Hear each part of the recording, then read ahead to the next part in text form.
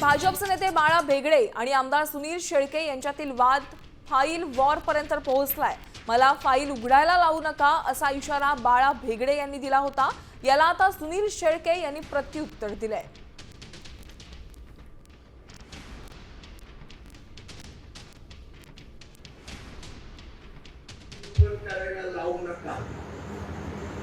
नाहीतर अंदर मावळा तुम्ही जर सुरुवात केली तर खूप लांब पर्यंत तो विषय जाईल।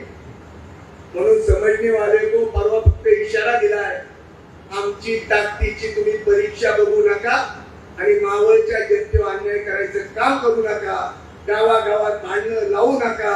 जाणीवपूर्वक विकासाची विचाराची निवडणूक ही मुद्द्यावरून गुद्द्यावरती आणण्याचा प्रयत्न सुरू केलेला आहे। ज्या चौकात माझ्यावरती आरोप केले त्या चौकात जाऊन सुनील शेळके त्या आरोपावरती उत्तर देणार एवढं देखील मी सांगतो।